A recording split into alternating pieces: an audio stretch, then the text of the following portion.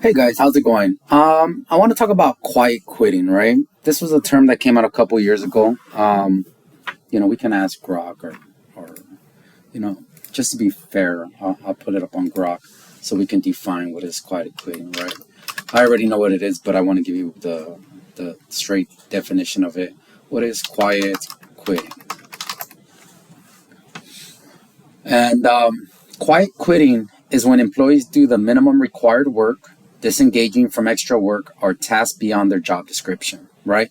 So essentially, quiet quitting is saying, you hired me for this job, you hired me to produce this much, that's all I'm doing.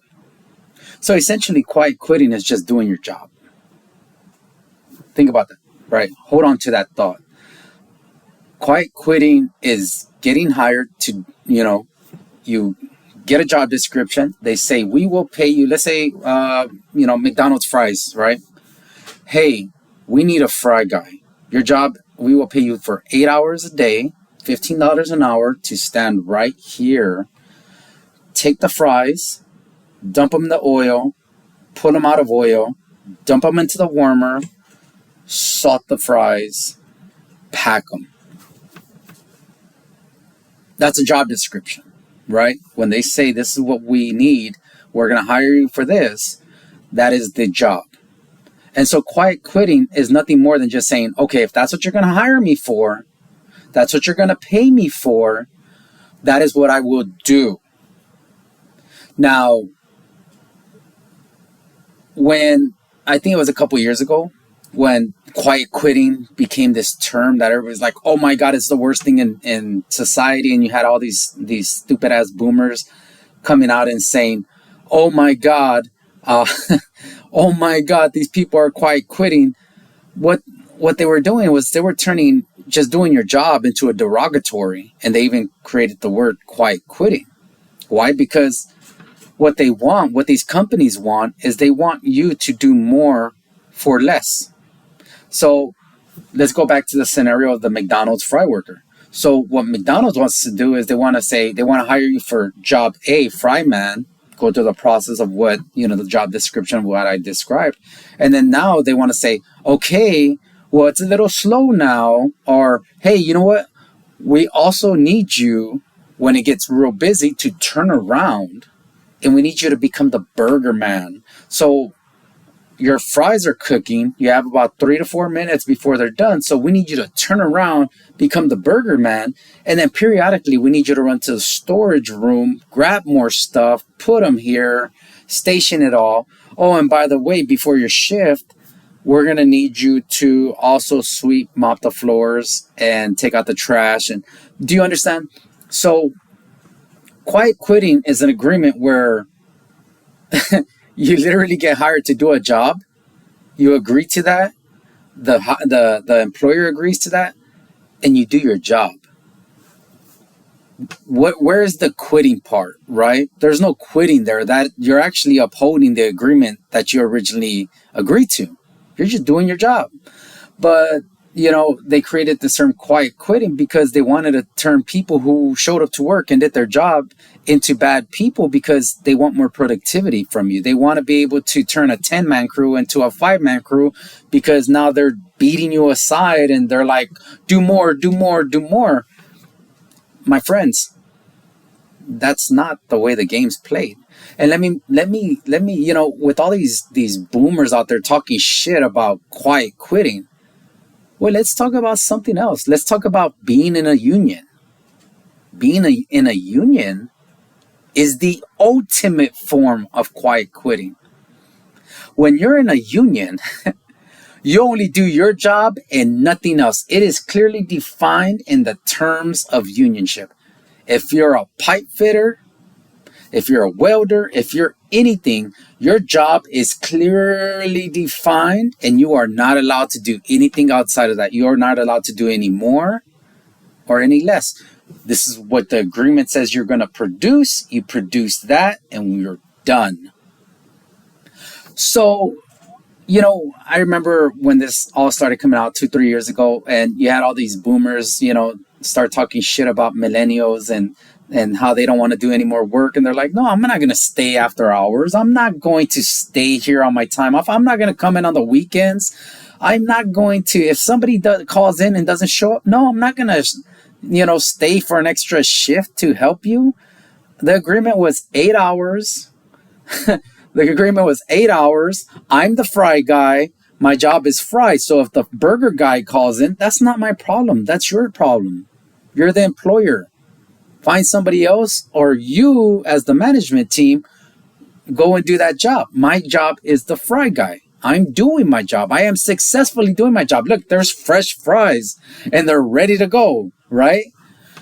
And so what these corporations did was they did a great marketing campaign to make people who just wanted to go to work and just do their job that they agreed to with the employer, and turn these people into bad people. For all of a sudden not wanting to do more, not wanting to produce more, not wanting to work more, but just stick to the job description and the agreement that they both agreed to at the time of hiring. And so, I was just here having a conversation with Grok, and, me and Grok are going back and forth. I'm like, hey, so what, is being in a union the ultimate form of quiet quitting? And it's like, no, because it's a group, according to Grok, the difference between somebody who's a quiet quitter and somebody who's in a union is the organizational aspect, right? So to Grok, it agrees that they are identical, but where it keeps separating is it's saying, look, quiet quitting is one person who chooses to just do their job and nothing more. I'm not going to throw out trash for you. I'm not going to climb on the roof and paint the roof. I'm not going to do any of that. That's quiet quitting. Being in a union is the exact same thing. I am the welder. My job is to weld you 20 pipes a day and nothing more. And if this needs to be cleaned up, you need to have a cleaner for that. You got to hire a helper for that, right? It's the exact same traits and behaviors, characteristics, everything across the board. But where Grok differentiates is Grok says yes, but one is a group effort where they organize to clearly define job descriptions, where they stick within that job description and nothing else. And out of that, they get benefits and usually better pay. So when these stupid boomers talk about unions is amazing, unions are great, but quiet quitting is bad, it's horrible. Well, keep in mind, these are people who created the unions. These are people who went so far out of their way to quiet quit that they organized a group and said, hey, you know what's a good idea? If we all quiet quit, and then we use that quiet quitting to get better wages, more benefits, and we get power, right? But because you as an individual decide, I am only going to come and do my job as we agreed, they look at you as a bad person. They try to label you this lazy person, this horrible person, this non-productive person, citizen of society. But when they do it under the banner of unionization, and now they're the good guys, right? They are what's right for society. America was built on the backs of unions and union workers. Do you see the hypocrisy, guys? This is why I don't like boomers. And not all of them. There's some out there that are cool. But the reason I don't like boomers in general is they are all hypocrites. They talk about how horrible America is, how this and that, how things have gone down the drain so fast, how shit is expensive and housing is expensive and the dollar ain't worth crap. Well, guess what? That was you. You created this environment. You voted those losers into office again and again and again. America is bankrupt because of these people. And now that you have their kids or their intergenerational grandkids, coming through the ranks and being like, hey, I just want to do my job. The same thing they did. But instead of organizing, they're doing it as an individual. You have these very same people demeaning them, talking shit about them.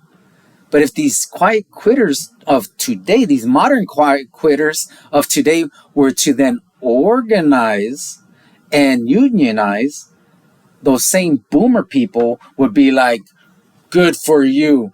Do you realize this, the freaking hypocrisy? And so it just, I was driving, right? And I was listening to something. I don't remember what the hell I was listening to it. But it just, I was like, what the, right? It just hit me. It hit me, bro. Right? How unfair these people are to the new generation.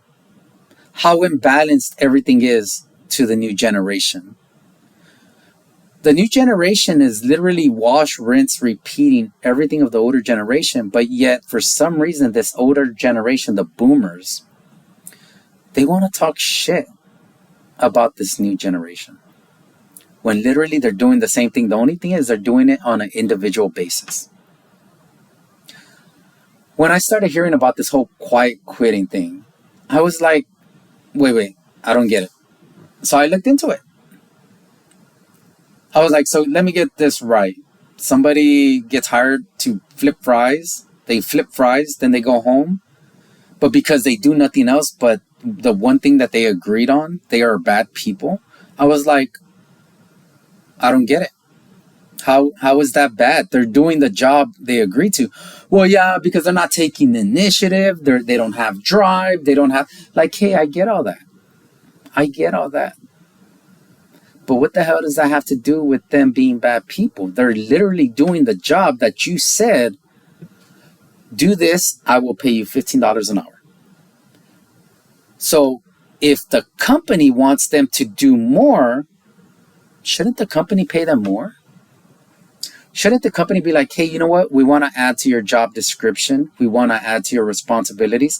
And in return for taking on more responsibilities, we'll pay you 17, 18 bucks an hour now. Shouldn't that be the right way to do things? It shouldn't just be, hey, you know what? You're the fry guy, but you know what? And we just decided to change that. And not, you're no longer the fry guy. Now you're the stocking guy. You know, you have to stock things. Oh, you know, when the truck comes in, you're going to have to unload that thing, throw it all in the warehouse underneath. Oh, before you leave, you know, the last hour, 2 hours of the day, we're going to also need you to clean the hell out of this, hit up the bathrooms, but we're not going to pay you anymore. Even though our original agreement was fries, we're going to add 10 more responsibilities to you when we're not going to pay you a cent more. So who's right or wrong in this scenario? Because this is a scenario that happens every single day. Every single day this happens where companies hire you for A, but then they're like, oh, well now you got to do B, C, D, E, F. But yet, they're not bad people for that, right? Because they're the corporation. But the person that says, hey. No. I am the fry guy. Remember? We signed. You gave me job description. I signed. We agreed to X number of dollars. That's my job, not this. That person's the bad guy for holding up their end of the bargain. But the people who are trying to add 10 more things to their responsibility for zero pay in return are the good guys? Think about that. The person that says, I'm here to do my job, and then they do their job successfully, and they do it so well, the company's like, hey, well, you're such a good worker. Do all this other shit, but we're not going to pay you more. And by you doing all this other stuff, it prevents us from hiring somebody else. So we actually get to make more money, but we're not going to share it with you. We're not going to give it to you. Just think about that, guys. Think about that. These boomers talk mad shit about back in their day. But they are the ultimate quiet quitters. They were so ultimate, they organized. They were so ultimate quiet quitters that they organized to make sure that they had enough power to make sure that they could never have their job description changed and that they will never have to do anything more than what is written on paper. Just think about that. And so as I have this conversation with Grok, and by the way, if y'all don't use these AI agents to have a conversation with, you don't know what you're missing. You should, because you can have a really good back and forth, right? And that's all I wanted to get on here and say. And if you're one of those younger people, the new generation, and you want to get a job, and you get a job, and you're like, this is my job, I'm going to do this. And then you do your job and your employer tries to make you seem like a bad person for just doing your job that they hired you for. You're not the bad person. The company's the bad person. Because if they want you to do more, they need to offer you more. But these companies will run you ragged at the same pay rate, and they don't care. But yet they're not the bad guys. It's you. It's only you. It's only us as people, as individuals, as the lowest people on the fucking totem pole. For some reason, we are the bad guys when all we want to do is just our job. And not wanting to do A, B, C, D, E, F, G at the same pay rates when we're just hired to do A, we're the bad guys. Nah, man. Don't let these people convince you. Don't let them sucker you. Don't let these stupid boomers who are the ultimate quiet quitters convince you otherwise. Because they are the first quiet quitters. They are the originators of quiet quitting. They were the ones who created it. They perfected it. So don't let them give you this back in my day. No, back in your days, y'all were the ultimate quiet quitters. Y'all are so ultimate that y'all complain so damn much about it that you decided to convince a group of people to quiet quit with you. That's the difference. I have the balls to do it myself. I don't need a group to tell me, we're not going to do nothing else but this. I can do it myself. Right? So that's all I have to say, man. You know, don't let these people fool you into doing more for less. Because when you do more and you keep the same pay rate, you're actually making less money. And the company's making more money. So no, if they want to add more, they need to pay more. That's just the way it goes. Just the way it goes. When I hire somebody to mow my lawn, I can't just be like, oh, now I need you to, climb that tree and trim that tree. Their guy's going to be like, okay, that's an extra $200. No. You're the gardener. Do you understand? In no other area can you just add responsibility without adding money. But as an employee, in an employer relationship, you can. In a corporate environment, you can. Just think about that. And that is what's wrong. That's all I got. Thank you for listening. This one made me, made the heart like, oh. So, yeah. This one really rubs me because I believe in it. I am a quiet quitter. And if I ever want to move up, guess what? I'll stop quiet quitting. If I want to move up the chain, I'll do a little bit more. I'll show some initiative, some drive. But until then, you get what you pay for. And the job description said A, B, C, D. I am not doing every letter in the alphabet. Sorry. All right. Thank you.